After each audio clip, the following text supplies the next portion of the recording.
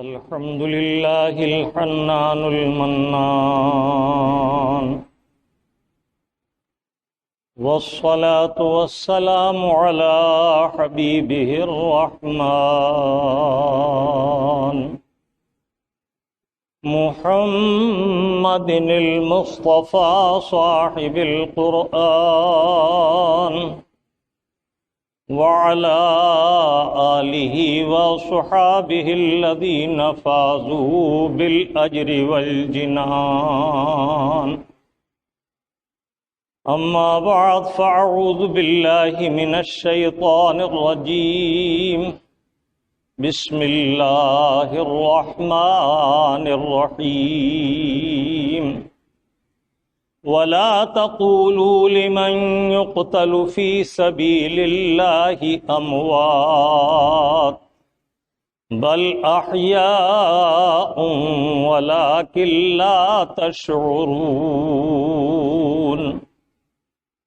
صدق الله المولانا العظيم، وصدق رسوله النبي الأمين الكريم، ونحن على ذلك ما قال من الشاهدين والشاكرين، والحمد للہ رب العالمین.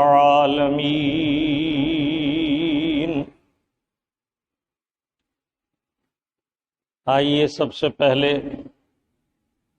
کمال عقیدت و محبت اور انتہائی وفود شوق کے ساتھ بارگاہ نبی اور آل نبی میں درود پاک کی نذر محبت پیش کیجیے. اللہم صلی علی سیدنا و شفیعنا و نبینا و مولانا محمد وعلی آل سیدنا و مولانا محمد کما تحب و ترضا بأن تصلی علیک صلاۃ و سلام علیک یا سیدی یا رسول اللہ. ایک مرتبہ اور والہانہ انداز میں دہرائیں صلی اللہ علی النبی الامی والہ صلی اللہ علیہ وسلم صلاۃ و سلام علیک یا سیدی یا رسول اللہ وعلی آلک و اصحابک یا حبیب اللہ. شاہ ہست حسین بادشاہ ہست حسین، شاہ ہست حسین بادشاہ ہست حسین، دیں ہست حسین دیں پناہ ہست حسین. سرداد نداد دست در دست یزید، حقا کے بنا لا الہ ہست حسین. حضور سیدنا خواجہ خواجگاں خواجہ معین الدین حسن چشتی سنجری علیہ الرحمت والرضوان نے سرکار امام عالی مقام کی بارگاہ بے کس پناہ میں نظر عقیدت پیش کرتے ہوئے فرمایا: شاہ ہست حسین، حق یہ ہے کہ بادشاہ امام عالی مقام امام حسین ہی ہیں. بادشاہ ہست حسین اور وہی بادشاہت کے اصل مستحق ہیں. شاہ ہست حسین بادشاہ ہست حسین، دیں ہست حسین دیں پناہ ہست حسین. حضرت امام علی مقام سراپا دین ہیں اور وہ دین کی پناہ گاہ ہیں. سرداد نداست دست در دست یزید، اپنا سر پیش کر دیا لیکن اپنا ہاتھ یزید کے ہاتھ میں نہ دیا. حقا کے بنا لا الہ ہست حسین، حق یہ ہے کہ پرچم اسلام لا الہ الا اللہ محمد رسول اللہ کو سربلند کرنے والی ذات امام علی مقام امام حسین رضی اللہ تعالیٰ عنہ ہے. قتل حسین اصل میں مرگ یزید ہے، قتل حسین اصل میں مرگ یزید ہے. اسلام زندہ ہوتا ہے ہر کربلا کے بعد. درود پاک پھر دہرائیں صلی اللہ علی النبی الامی والہ صلی اللہ علیہ وسلم صلاۃ و سلام علیک یا سیدی یا رسول اللہ. یہ ماہ مبارک محرم الحرام کا مبارک مہینہ ہے. اسلامی سال کا یہ سب سے پہلا مہینہ ہے. اس سے پہلے جو مہینہ گزرا وہ ذی الحجۃ المکرم کا مہینہ تھا، اسلامی سال کا سب سے آخری مہینہ۔ اللہ تعالیٰ توفیق عطا فرمائے کہ ہم اپنے بچوں کو انگریزی پوئم یاد کرانے کے بجائے اس لیے اسلامی معلومات کے تحت اسلامی مہینوں کے نام بھی یاد کرائیں۔ اسلامی مہینے 12 ہیں، جیسے سارے سال کے مہینے 12 احتساب میں کیے جاتے ہیں۔ 12 شہورن عند اللہ، اللہ کے نزدیک سال کے 12 مہینے ہیں۔ قرآن کریم نے صاف فیصلہ فرمایا، محرم الحرام، صفر المظفر، ربیع الاول، ربیع الآخر، جمادی الاول، جمادی الآخر، رجب المرجب، شعبان المعظم، رمضان المبارک، شوال المکرم، ذی قعدہ اور ذی الحج۔ یہ 12 مہینے ہیں۔ اسلامی سال کا آخری مہینہ بھی قربانی پر پورا ہوتا ہے، اور اس کا پہلا مہینہ بھی قربانی سے شروع ہوتا ہے۔ اسلامی اعتبار سے قربانی اللہ کی بارگاہ میں ایک محتم بالشان عمل ہے۔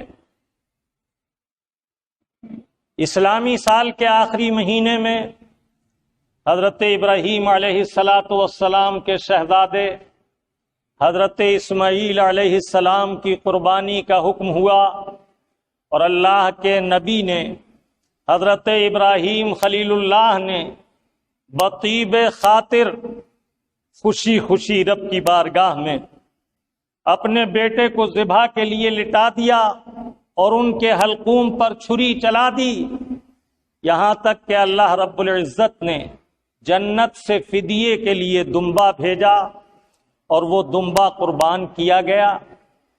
قربانی کی تاریخ اسلام میں بہت اہم ہے۔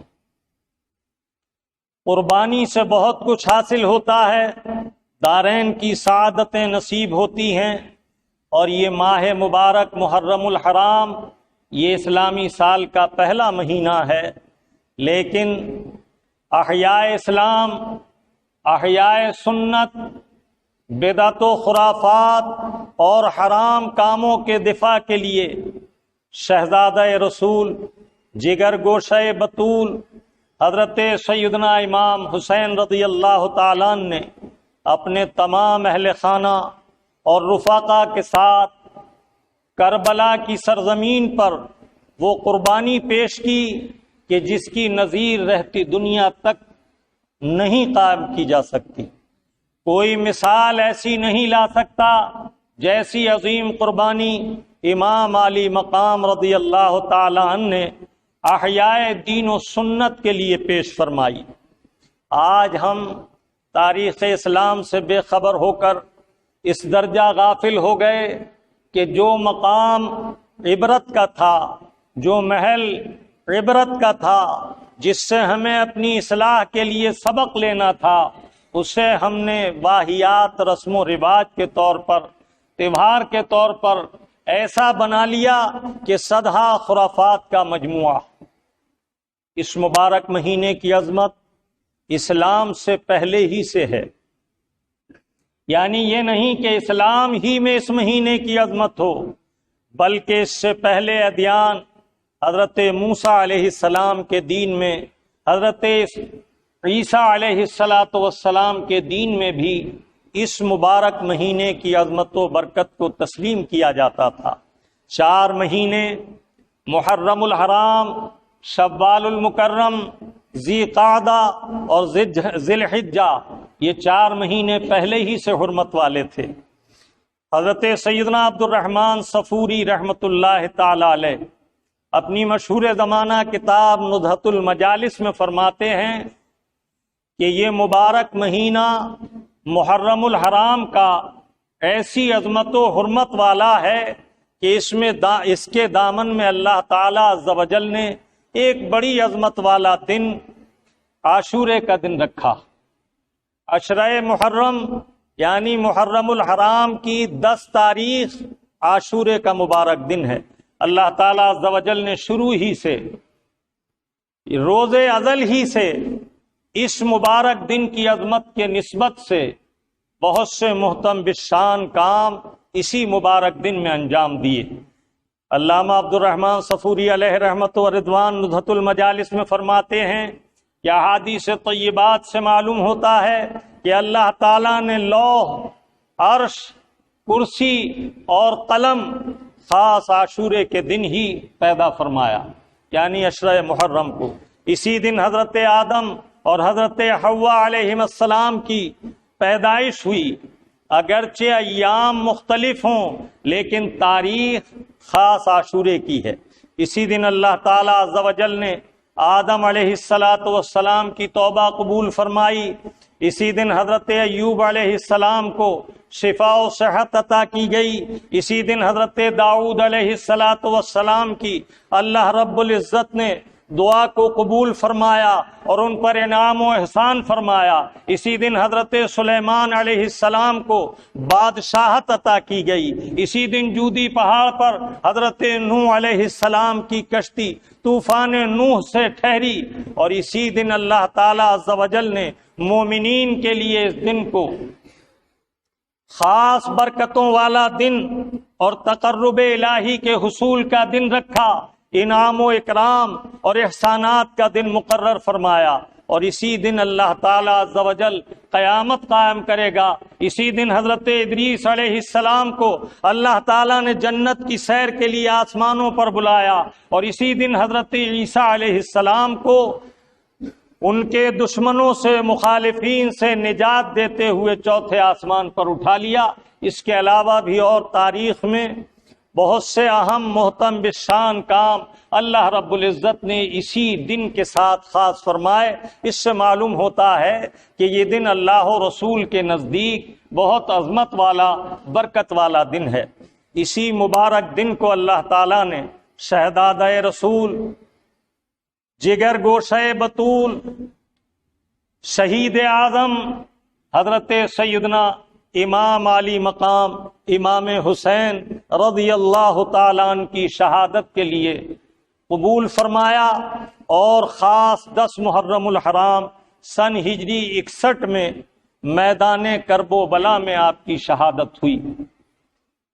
تاریخ اسلام کا مطالعہ کرنے والے جانتے ہیں کہ اسلام نے ابتدائے تعلیم ہی سے خرافات، لغویات، ممنوعات اور حرام کاموں سے منع فرمایا، اور رضا الہی سے متعلق معمورات، عبادات و ریاضات، طیبات و طہارات، انہیں اللہ رب العزت نے حکم فرمایا۔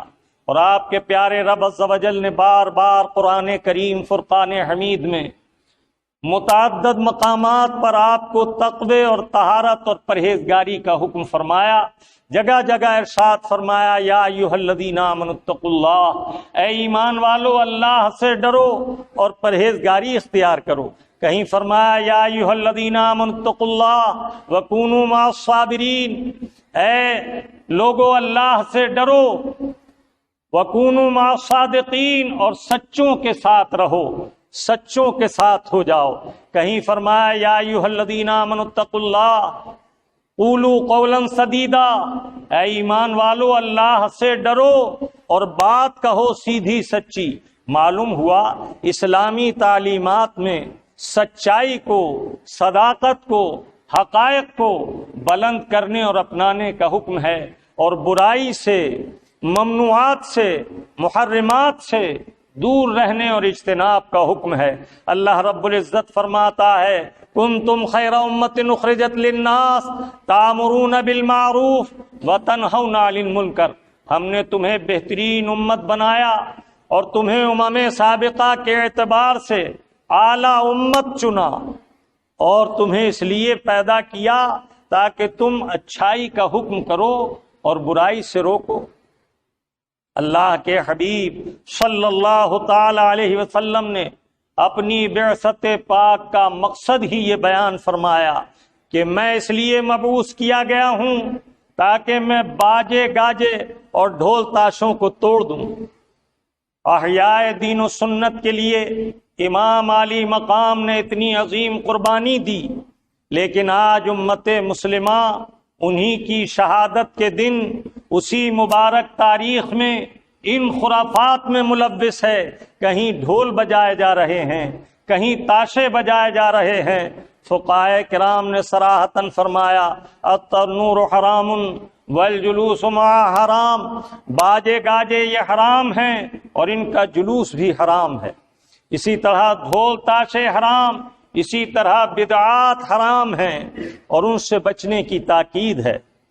تعزیہ داری میں سدھا غیر شرعی امور ہیں جنہیں بدعت سے تعبیر کیا جاتا ہے۔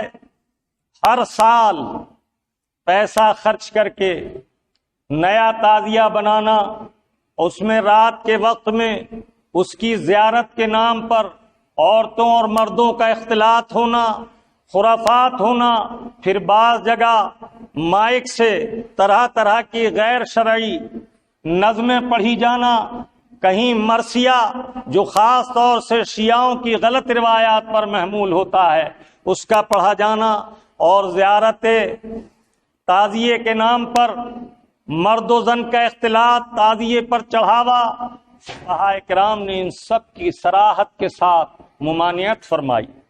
تعزیے کے چڑھاوے کے تعلق سے مجدد دین و ملت امام اہل سنت علیہ الرحمت و رضوان نے تحریر فرمایا کہ اگر امام حسین علی مقام اور شہدائے کرب و بلا کی نذر کے لیے کوئی کھانا تیار کیا جائے یا کسی شیرینی پر فاتحہ کی جائے تو ان کے لیے اس کا ایصال ثواب کرنے کی وجہ سے اور اس تبرک پر فاتحہ پڑھی جانے کی وجہ سے وہ برکت والا تبرک ہے، اسے کھانا باعث برکت ہے، لیکن تعزیے پر چڑھاوا شرعاً جائز نہیں اور اس چڑھاوے کے کھانے سے بھی بچنا ضروری ہے۔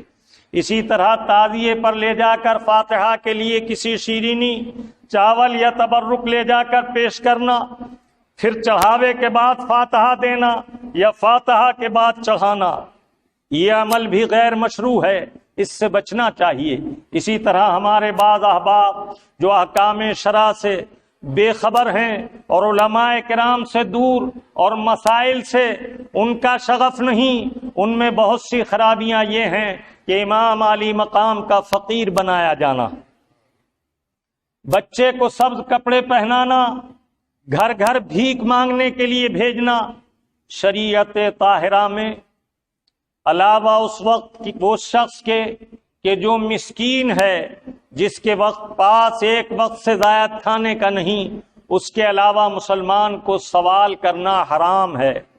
رہا فاتحہ کے لیے سوال کرنا تو یہ بھیک مانگنا، فقیر بنانا، یہ بھی شرعاً جائز نہیں۔ ارے یہ سرکار کے نواسے ہیں، میرے آقا صلی اللہ تعالی علیہ وسلم کے جگر پارے ہیں، میرے آقا صلی اللہ تعالی علیہ وسلم انہیں چپٹاتے اور انہیں سونگتے، انہیں بوسے دیتے، اور بار بار حسنین کریمین کے لیے میرے آقا نے فرمایا ہما ریحانتایا من الدنیا، یہ دو جنتی پھول ہیں میرے لیے جو اللہ تعالیٰ نے مجھے دنیا میں عطا فرمائے۔ حضرت ابو ہریرہ اور حضرت انس رضی اللہ تعالیٰ عنہ کی روایت سے معلوم ہوتا ہے، وہ فرماتے ہیں فَيَشُمُّهُمَا وَيَضُمُّهُمَا، میرے آقا کبھی انہیں سونگتے اور قریب بلا کر سر کو سونگتے اور کبھی انہیں چوما کرتے۔ سرکار، پھول سونگا جاتا ہے اور شہزادے کو چوما جاتا ہے، میرے آقا ان سے شفقت فرماتے اور اس طرح دعا فرماتے اللہم ہذان ابنایا و ابن بنتی، اے میرے مولا یہ میرے بیٹے اور میری بیٹی کے بیٹے ہیں۔ پھر سرکار فرماتے انی احبہما، اے مولا میں ان دونوں سے محبت کرتا ہوں، فاحبہما، تو مولا تو بھی ان دونوں سے محبت فرما، وَأُحِبُّ مَن يُحِبُّهُمَا، اور اس سے بھی وَأُحِبَّ مَن يُحِبُّهُمَا، اے مولا اس سے بھی محبت فرما جو ان دونوں سے محبت فرمائے۔ ذرا سوچو تو صحیح، ان شہزادگان نے اپنی حیات طیبہ میں شریعت طاہرہ کے خلاف کبھی کوئی کام نہ کیا، یہاں تک کہ تاریخ کا ایک دن میں مطالعہ کر رہا تھا، میری نظر سے یہ واقعہ گزرا کہ حضرت سیدنا امام حسن رضی اللہ تعالیٰ عنہ مسجد میں جلوہ افروز ہیں، اور اس وقت مکہ مکرمہ کا حاکم مروان تھا، وہ منبر پر کھڑا ہوتا ہے اور حضرت مولا علی رضی اللہ تعالیٰ عنہ کو برا بھلا بکنے لگتا ہے۔ آپ کمال تحمل سے اسے برداشت کرتے ہیں۔ جب آپ باہر تشریف لائے تو وہ بھی قریب ہی چل رہا تھا۔ آپ نے جب اس نے آپ کے والد کے لیے بےہودہ کلمات کہے، کمال حلم و تحمل کا مظاہرہ کیا، لیکن شریعت کے خلاف کوئی بات، حالانکہ بات تو یہ بھی شریعت کے خلاف تھی، لیکن اگر آپ اس وقت کلام فرماتے تو مسجد کے اندر احترام مسجد کے خلاف تھا۔ اسی طرح اگر وہاں آپ کلام کرتے تو آپ کے عقیدت مند اگر بکھر جاتے تو حرمت کے خلاف ہوتا مسجد کی۔ اسی طرح یہ بھی خیال بعض لوگ کر سکتے تھے کہ اپنے والد کے بارے میں چند کلمات برداشت نہ کر سکے، لیکن حضرت امام نے خاموشی سے برداشت کیا، اور جب باہر نکلے تو اس نے چلتے میں داہنے ہاتھ سے ناک صاف کی، جو خلاف سنت تھا۔ آپ نے برملا فرمایا کہ افسوس مروان، تجھے ابھی یہ بھی نہیں معلوم کہ داہنا ہاتھ ناک صاف کرنے کے لیے نہیں، خسیس کاموں کے لیے بائیں ہاتھ کا استعمال ہے۔ مروان شرمندہ ہوا اور خاموش رہ گیا۔ اس سے اندازہ کیجئے کہ ان پاک نفوس کو احیاء سنت کا کس درجہ شدید احساس تھا، اور یہ کس طرح سنت کی احیاء کے لیے کام کرتے تھے۔ اللہ تعالیٰ عز و جل ہمیں اور آپ کو خیر کی توفیق عطا فرمائے۔ میں عرض کر رہا تھا کہ مسکین جس کے پاس ایک وقت سے زیادہ کھانے کا نہ ہو، اسے سوال کرنا حلال ہے، اس کے علاوہ کو سوال کرنا، بھیک مانگنا حرام، اور فاتحہ کے لیے بھیک مانگنے کی اجازت نہیں۔ ہاں اگر بڑا فاتحہ کا اہتمام ہو تو خیر خواہانہ طور پر اسے چندہ کہا جاتا ہے، یہ کار خیر ہے، ہم فاتحہ کا اہتمام کر رہے ہیں، بھائی آپ بھی اس میں شریک ہو جاؤ، اور وہ بھی اس کی رضا کے ساتھ، جبرن نہیں، تو اس کی اجازت ہے۔ لیکن بچے کو فقیر بنا کر بھیک مانگنا، شریعت میں اس کی اجازت نہیں۔ رہا ان کی بارگاہ کا فقیر ہونا، تو ہم ان کے سب غلام ہیں، وہ ہمارے آقا، اور غلام بھی ایسے بے دام غلام، انہیں ہمارا اختیار ہے، اور ہم انہی کا صدقہ کھاتے ہیں، انہی کی بھیک پر پلتے ہیں۔ لیکن یہ ہرے کپڑے پہن کر رافضیوں کا تشبہ اختیار کرنا، یہ شریعت طاہرہ میں حرام ہے۔ رافضیوں نے صدہا کفریات کیے، انہوں نے قرآن کو غیر محفوظ مانا، قرآن کو نامکمل مانا، اور اس کے علاوہ اور صدہا کفریات ان سے ثابت ہیں۔ ہمارے اکابرین علماء کرام کا ان کے لیے صاف صاف حکم ہے، یخرجون من الدین احکامہم احکام المرتدین، یہ لوگ دین سے نکل چکے ہیں، ان کے احکام مرتدین کے احکام ہیں۔ یہ اگر کچھ پکائیں تمہیں کھلانا چاہیں، ہرگز نہ کھاؤ۔ گوشت کا حکم یہ ہے کہ صحیح الاعتقاد راسخ الایمان مسلمان ذبح کرے بسم اللہ اللہ اکبر پڑھ کر تو حلال ہوگا، اور جب تک وہ آپ کے کھانے میں آئے مومن کی نگاہ میں رہے۔ اگر ایک آن کے لیے بھی نگاہ مومن سے اوجھل ہوا وہ مردار و حرام ہو گیا۔ تو اگر کوئی بھائی ہمارا ہم سے کہتا ہے فون کر کے کہ مولانا وہ اگرچہ شیعہ ہیں، گوشت تو سنی سے لیا ہے، کھچڑا امام حسین کے نام پر پکایا ہے، تو بھائی جب وہ گھر میں لے گئے نگاہ مومن سے اوجھل ہوا تو اب وہ مردار ہو گیا، جب گھر سے باہر آیا تو مردار ہے، اس لیے اسے کھانے کی اجازت نہیں۔ کھانا پینا وجہ اخوت و محبت ہے۔ اللہ کے حبیب نے بے دینوں کے ساتھ کھانے سے منع فرمایا، وَلَا تُوَاكِلُوهُمْ وَلَا تُشَارِبُوهُمْ، ساتھ کھانے پینے والے کو ایسا دوست کہا جاتا ہے کہ یہ تو ان کا ہم پیالہ و ہم نوالا ہے، تو ایسوں سے بچو۔ اسی طرح بعض لوگ اس مبارک مہینے میں امام عالی مقام کی نسبت سے سرخ کپڑے پہناتے ہیں، یہ خارجیوں کا طریقہ ہے۔ خارجی دشمنان اہل بیت ہیں۔ میں بارہا عرض کر چکا کہ دین میں اللہ کے حبیب نے جو کچھ فرمایا وہ ان کے ارشادات برابر ظاہر ہو رہے ہیں۔ میرے آقا نے فرمایا ستفترق امتی 73 ملتا کلہم فی النار الا واحدہ قیل من ہی یا رسول اللہ کان ما انا علیہ قال ما انا علیہ واصحابی۔ میرے آقا نے فرمایا باعتبار اعتقاد کہ میری امت میں 73 فرقے ہوں گے، ایک کے علاوہ سب جہنمی ہوں گے۔ عرض کیا یا رسول اللہ وہ جنتی جماعت کون سی ہے؟ فرمایا جو میرے اور میرے صحابہ کے طریقے پر ہے۔ آپ احادیث طیبات کا مطالعہ کرنے والے سے پوچھو جنہیں اللہ نے یہ سعادت نصیب کی ہے کہ وہ آقا کی زبان میں ان کی احادیث کا مطالعہ کرتے ہیں۔ صحابہ اکرام کا ایک ایک عمل یہ بتاتا ہے کہ آج کے دور کے بد مذہب بے دین جو حشرات الارض کی طرح پھیلے ہوئے ہیں، ان کے کام غیر شرعی اور غیر اسلامی ہیں، ان سے بچنا ضروری ہے۔ میرے آقا صلی اللہ تعالی علیہ وسلم نے ارشاد فرمایا من تشبہ بقوم فہو منہم، جو جس قوم سے مشابہت اختیار کرتا ہے وہ انہی میں سے ہے۔ آپ ان کے مجموعوں سے دور رہو، ان کی مجلسوں سے دور بھاگو، اس لیے کہ میرے آقا نے فرمایا قال رسول اللہ صلی اللہ تعالی علیہ وسلم من کثر سواد قوم فہو منہم، جس نے کسی قوم کی اکثریت بڑھائی، تعداد میں مل کر اضافہ کیا، وہ انہی میں شمار کیا جائے گا۔ ان سے دوستی اور اخوت نہ رکھو کہ اللہ کے حبیب نے فرمایا المرء علی دین خلیلی فلینظر لمن اخا للہ تعالی، آدمی جس سے دنیا میں دوستی گانٹتا ہے اسی کے ساتھ حشر میں اٹھایا جائے گا، تو دیکھ تو اللہ کے لیے کس سے دوستی کرتا ہے۔ تو یہ طریقہ خارجیوں کا ہے، سرخ کپڑے پہنانا اور ان کا تشبہ، ان کا طریقہ اختیار کرنا حرام ہے۔ یہ وہی خارجی جماعت ہے جس کے لیے حضرت مولا علی رضی اللہ تعالیٰ نے حضرت عبداللہ ابن عباس عم رسول اللہ مفسر قرآن کو ایک مبارک جماعت کے ساتھ جہاد کے لیے ان کی طرف بھیجا۔ اب انہوں نے عرض کیا کیا ہم کلمہ پڑھنے والوں سے لڑیں؟ اے امیر المومنین اس پر غور فرمائیں۔ تو آپ نے فرمایا سنو، بظاہر یہ کلمہ پڑھتے ہیں لیکن کلمے کے مطالبات کو پورا نہیں کرتے، محض کلمہ پڑھنا انہیں مومن نہ بنا دے گا۔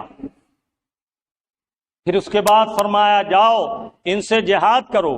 میں نے رسول اللہ صلی اللہ تعالی علیہ وسلم کو فرماتے ہوئے سنا کہ وہ خروج کریں گے اور جب تم ان سے جہاد کرو گے تو ان میں سے 20 سے زیادہ ایک شخص بھی نہر کو پار نہ کر سکے گا، ان کا فتلہ تم کچل دو گے، وہ مارے جائیں گے۔ چنانچہ ایسا ہی ہوا۔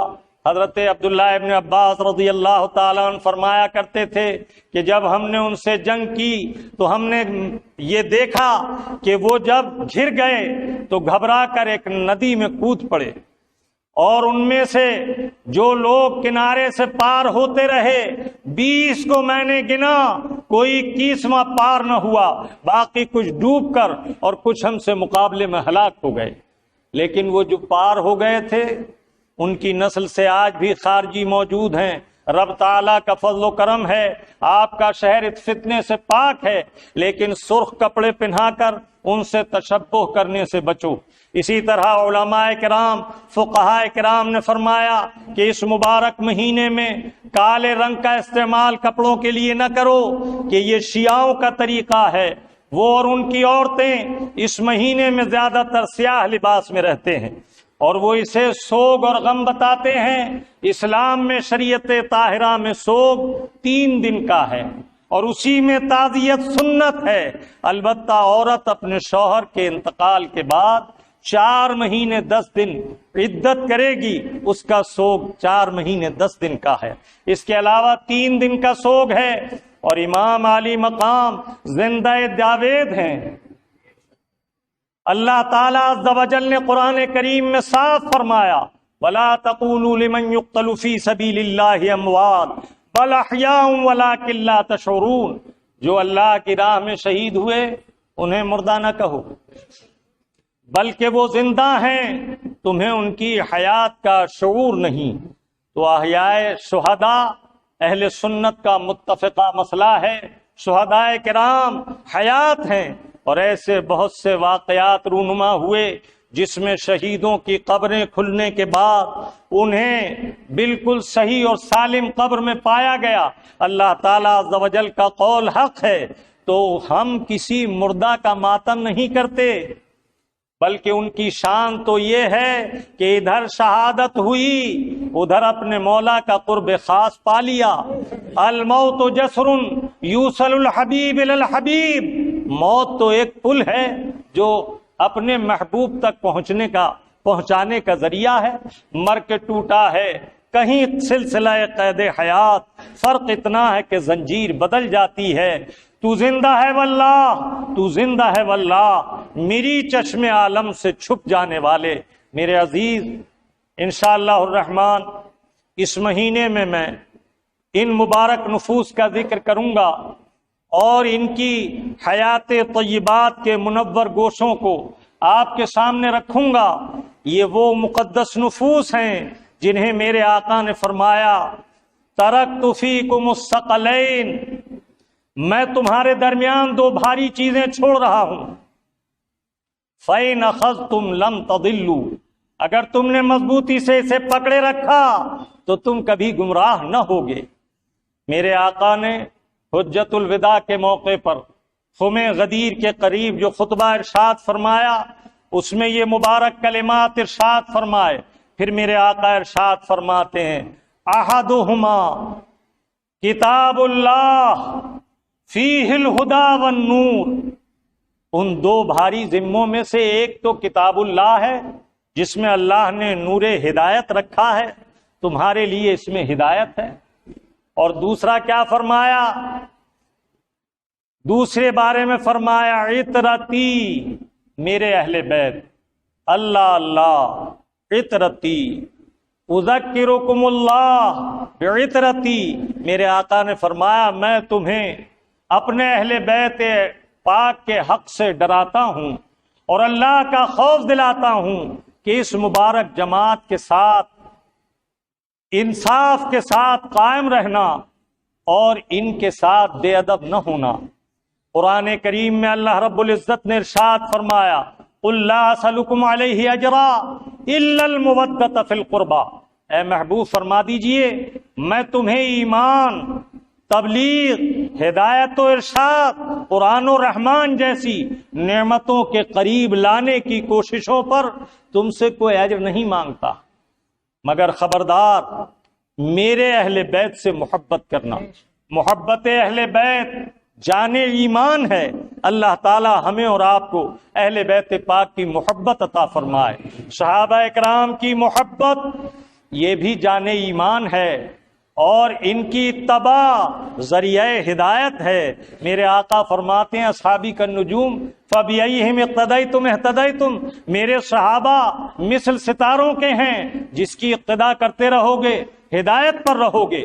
معلوم ہوا کہ صحابہ کا دامن کرم بھی تھامے رہو، اہل بیت کا دامن کرم بھی تھامے رہو، اور یہ شان اہل سنت کی ہے۔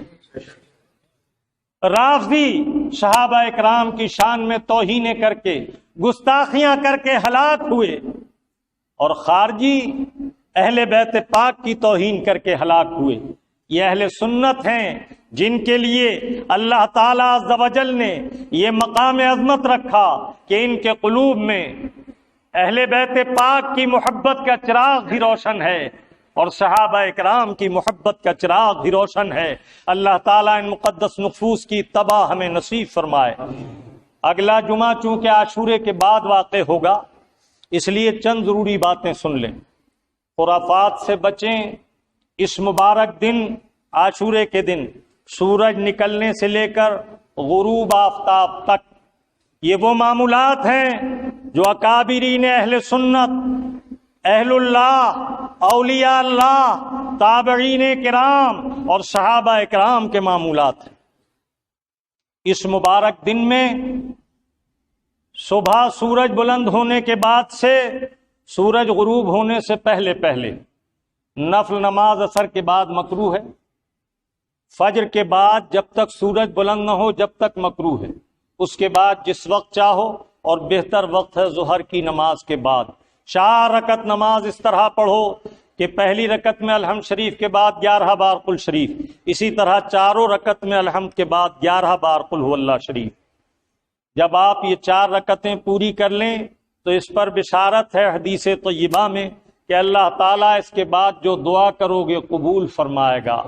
برکت عمر، برکت رزق، حسن عمل اور ایمان پر خاتمہ بالخیر، اور جو بھی آخرت کی عظیم نعمتیں ہیں، اپنے مولا سے گڑ گڑا کر بھیک مانگو، اپنے گناہوں سے مغفرت چاہو۔ اللہ تعالیٰ قیامت کے دن اس کے لیے نور کا منبر رکھے گا اور اس پر اسے بٹھائے گا۔ یہ مبارک نماز بڑی برکت والی نماز ہے۔ تو عاشورے کے دن ایک تو یہ عمل کرنا، ڈھول تاشے جلوس کی غیر شرعی حرکتوں میں شامل نہیں ہونا، ایصال ثواب کے لیے سبیل لگاؤ، ادب سے فاتحہ دلاؤ، لوگوں کو بٹھا کر پلاؤ، اور جس تبرک پر فاتحہ دو وہ برکت والا تبرک ہو گیا، اس کا احترام کرو۔ رزق کا احترام پہلے ہی سے تھا، اب یہ امام علی مقام کی نیاز کا برکت والا تبرک ہے۔ اللہ تعالیٰ اس سے تمہیں شفا عطا کرے گا۔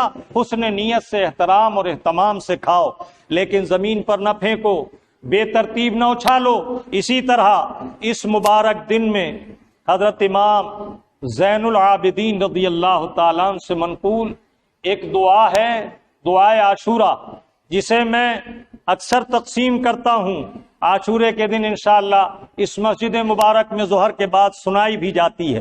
اس دعا کی فضیلت یہ ہے کہ جو شخص عاشورے کے دن یہ دعا سنے گا، اگلے سال عاشورے کے دن تک اللہ تعالیٰ اسے حیات رکھے گا، اسے موت نہ آئے گی۔ گویا یہ زندگی کا ایک خوبصورت اللہ کی بارگاہ سے تحفہ حاصل کرنے کا ذریعہ ہے، اور اللہ تعالیٰ اسے ایمان پر خاتمہ بالخیر نصیب فرمائے گا۔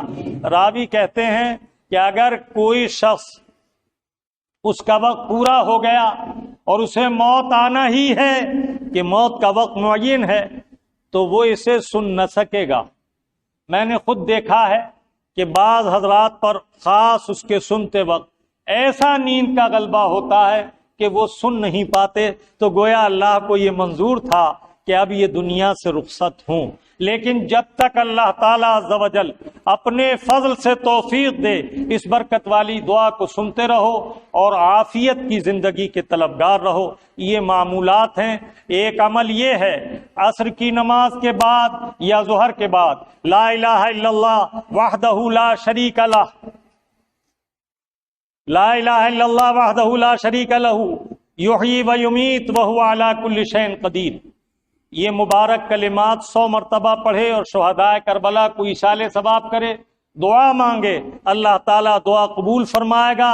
اس دن کے عمل کرنے والوں میں جنہوں نے جو ذکر کیے، اس سے بڑھ کر علاوہ درود والے کے عمل کے کوئی عمل نہ ہوگا۔ معلوم ہوا درود پاک کا ورد بھی بڑی برکت کا حامل ہے۔ ہمارے یہاں جو چیزیں غیر شرعی ہیں، میرے عزیز، اللہ و رسول کے واسطے موت کو قریب جانو اور اپنی آخرت کی فکر کرو، حرام کاموں سے بچو اور سنتوں کی اتباع کرو، شریعت طاہرہ کو اپناؤ اور امام علی مقام رضی اللہ تعالیٰ عنہ کی حیات طیبہ پر عمل کرو۔ اللہ تبارک و تعالی ہمیں اور آپ کو حسن عمل کی توفیق عطا فرمائے۔ وما علینا